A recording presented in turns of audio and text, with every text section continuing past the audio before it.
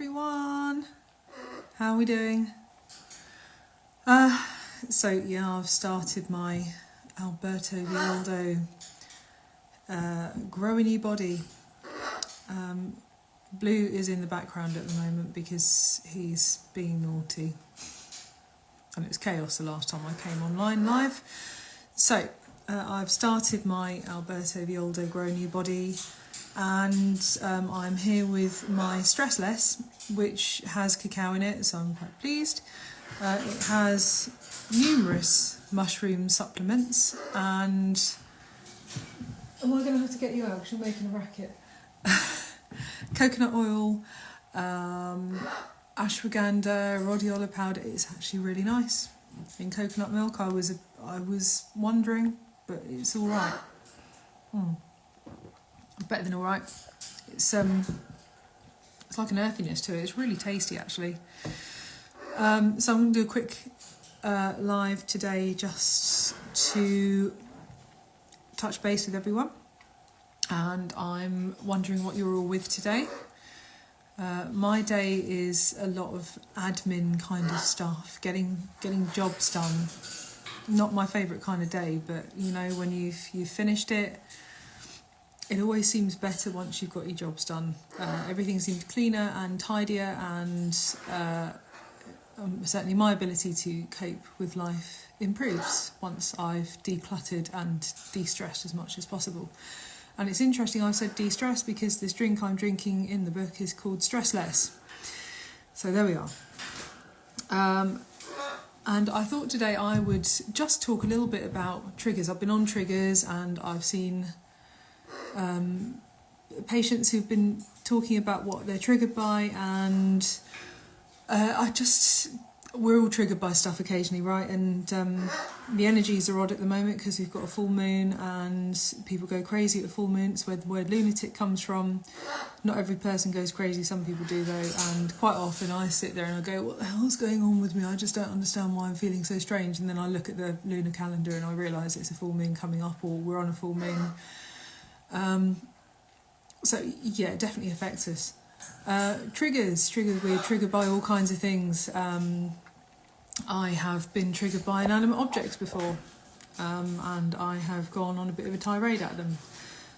Again, in authenticity, I am not perfect. I am not here to try and be perfect. I'm here to try and be me. And my truth is sometimes I lose my shit. And I'm okay with that. I'm becoming more and more okay with it as well. When I lose my shit, I tend to take it to session. I recognise it and go, well, okay, I've had a bit of a moment here, so what do I need to look at? And I think that's what a lot of people are missing. A lot of people kind of go off in a tirade, they get triggered. They don't understand they're even triggered. Everyone else is wrong, the whole world's wrong, everyone's out to get me. Oh, it becomes very messy very quickly.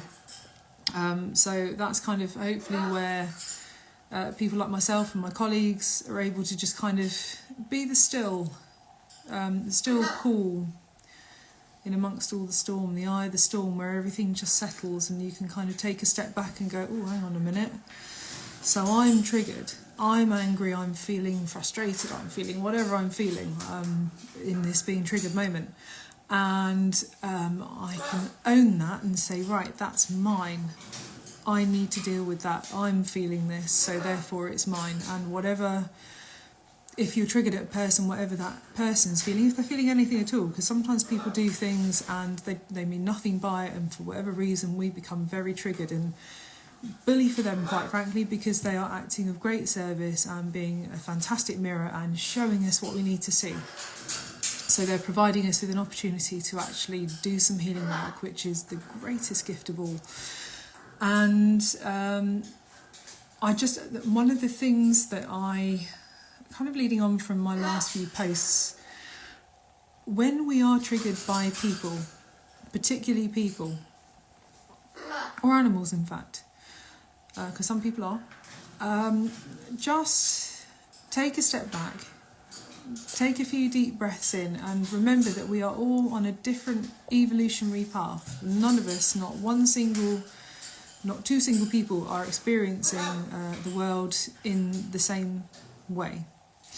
So if you put a flower in front of 100 people, each of those people will have a different experience. It might be very minute, but it will be a different experience. They will experience the colours, the shape, the way it leans, the smell, the texture. All of those things will mean something slightly differently to people. So I think we have to, it's one of the best things really is to remember that none of us are experiencing life in exactly the same way.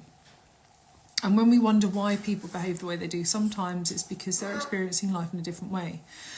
They react, I think we all react, appropriately to where we are on our journey at the time. And sometimes we can behave very badly and not in a very peaceful manner.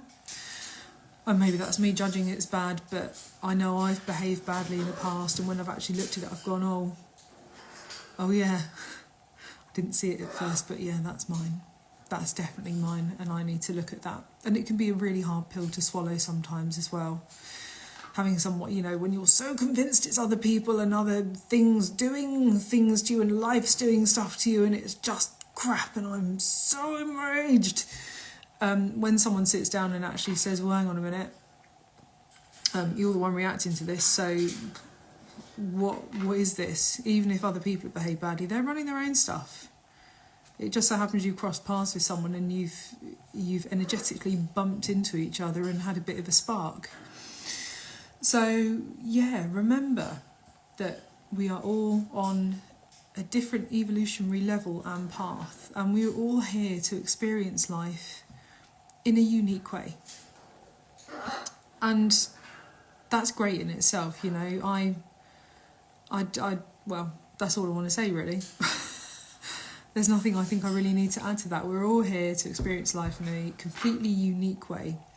And some people may have a nicer time than others, having that unique experience. Sometimes, you know, we really feel like life's here to get us down, and it's not until we're on the other side of it, you know, we sometimes feel like we're scrabbling through life to get to where we need to get to, or to get past a thing. But actually, when you look back, you kind of go, so what was that? What lessons did I learn from that? And there's always some lesson. It's not kind of the universe is just dropping lessons everywhere, but we can choose to find lessons and take away qualities from experiences. You know, I had an awful time when I worked at a medical laboratory when I was younger, and I was with a guy who had such rage issues. He was awful. He used to turn up outside the lab and threaten to come in.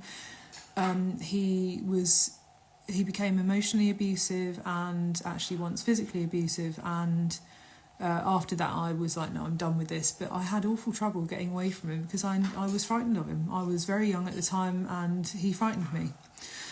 And I didn't handle it very well, but actually my behaviour at the lab was, I didn't cope. I wasn't coping, and actually I felt very judged by most of the people there, because actually my expectation was, why is no one sitting down and saying, Louise, what's going on? What's happening?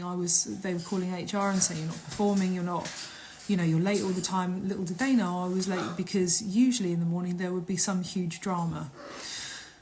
But I never said anything. So looking back on that, even though people didn't behave the way that I wanted them to, I can now sit here having done some of my personal work and gone, right, actually, I had a manager that I'm pretty sure hadn't done any personal work, so he had no idea how to cope with someone who was going through emotional crisis, because he hadn't walked that journey. He didn't know it.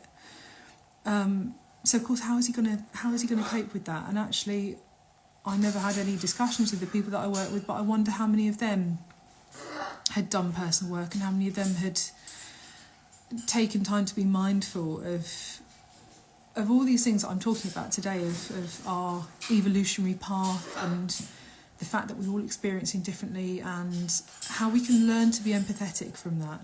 And I think my lesson from that was, be empathetic. Remember that not everyone can cope with certain situations as other people do in the way that we all think they should cope with it, and actually hang societal expectation bollocks to it, quite frankly.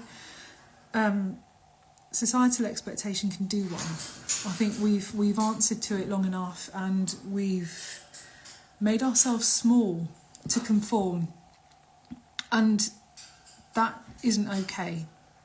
We're not here to be small, we're here to be vibrant, joyous beings. In whatever way we want to be vibrant and joyous, but that is what we're here to be. And I don't think societal expectations help. So, yeah, hang society sometimes, and what we've had put on us over the years, I think it's nonsense. And I'm allowed to think it's nonsense. So there we are. That's my thing. I've been reflecting that particular incident at the lab, well, that particular life I had when I was working at that lab, those 2 years, really has been playing on my mind recently. And I was very bitter about it for a long time. I felt I'd been very poorly dealt with, and I felt I'd been let down, and I felt unheard, and actually to a sense unseen, because nobody had actually seen me as me. They'd decided I was a youngster, I was an upstart. I had back problems at the time as well, which were just horrendous, and I used to get people saying, well, I've got an achy back and you can just work through it. And it's like, well, again, that's putting your stuff onto me. All right, great, you've got an achy back that you can work through. I didn't at the time. It was awful. But now, having put myself through that path and sort of let that go, it's done. I can't do anything about it apart from do my work and make sure that I can treat people in a way that I felt I wasn't treated, or at least be of service in that way to others. And that's all we can do. That is the only thing we can do, is work on ourselves and be authentic. So, and I think Cacao teaches us that. She really does. And actually my mindfulness today with Cacao has been to use her in a slightly different way, employ her services. So she's still present, but she's now working with other things, and I've not worked with mushrooms before. So I'm quite excited. I'm feeling a bit more zhuzhed up already. So there's something there for me that I'm needing, quite clearly. And this is delicious. This is Alberto Violdo. Thank you very much. Yum yum yum. This is good. This is like a cup of health, and well done for including Cacao in it. Because we can't not have Cacao, because she's lovely. So, I wonder how many of you have found yourselves in that situation. Stefan, hi, I've just seen you. It's so nice to see you here, and all of you actually. Thank you for joining me and my ramblings through life. But yeah, I'm always interested to hear about other people's perspectives and how they experience things, because I'm very into the sacred textiles of Peru. I'm very interested in it, and one of my teachers, Wake, has been taking me on a journey with them, and it's been fascinating. But I always think not only are we taught on the wheel that we are all part of a constellation while we are being the stars that we are, those individual stars, but I also feel like we're bringing threads to a great textile. So these individual threads that we can all bring, although that individual thread is needed and is very unique and very important and brings a quality all of its own,